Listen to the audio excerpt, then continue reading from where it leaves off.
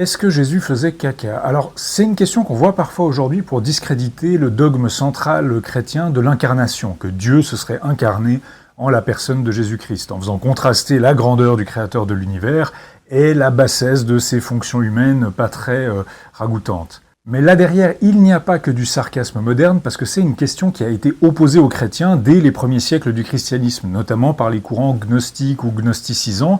chez qui on trouvait beaucoup d'idées docétistes ou fantasiastes. Alors c'est pas tout à fait la même chose, mais en somme, c'est l'idée que Jésus n'aurait pas eu un corps matériel, vraiment un corps, mais que ce corps aurait été purement spirituel ou aurait été une illusion, ce qui pose beaucoup de problèmes, parce que si Jésus n'a pas vraiment eu de corps, ça veut dire qu'il ne s'est pas vraiment incarné, qu'il n'a pas vraiment souffert la passion, donc il n'a pas vraiment pu se sacrifier pour les péchés de l'humanité. S'il n'a pas de corps, eh bien on ne peut pas manger le corps du Christ quand on partage l'Eucharistie, etc., etc. Typiquement, Tertullien rapporte la doctrine de Marcion, qui n'était pas tout à fait un gnostique, mais disons assez proche dans les idées de ces courants-là, et en disant qu'il aurait refusé que Jésus se soit incarné dans la chair parce qu'elle était indigne, ou, comme tu le dis, stercoribus infersam. Donc là, il a l'air de citer Marcion, et en fait, cette locution latine, ça veut dire littéralement « rempli d'excréments » ou « rempli de fumier ».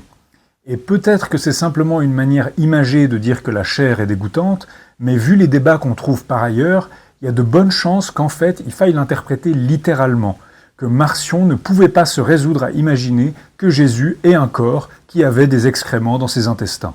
Notamment, le gnostique Valentin disait apparemment que Jésus avait une manière bien à lui de manger, qu'il pouvait absorber des aliments, mais qu'il n'avait pas besoin d'évacuer les restes après.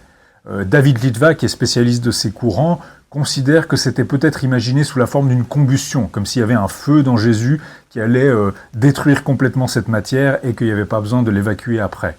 Et on retrouve ces questions chez des pères de l'Église orthodoxe comme Épiphane, qui rapportent justement ces propos polémiques contre les chrétiens. Est-ce que Jésus faisait caca? C'est un peu ridicule, etc. Tout en disant justement que Jésus, oui, il avait un corps, mais qui pouvait se passer des fonctions les plus indignes, et qu'on voit comme les plus indignes et les plus viles, il n'était pas obligé de le faire. Et évidemment, il y a une autre réponse chrétienne qui est que ça montre précisément la beauté de l'incarnation de Dieu, que Dieu a tellement aimé l'humanité qu'il a accepté de s'incarner dans une forme humaine inférieure, avec tout ce que ça comporte de souffrance et de fonctions corporelles pas forcément très valorisantes.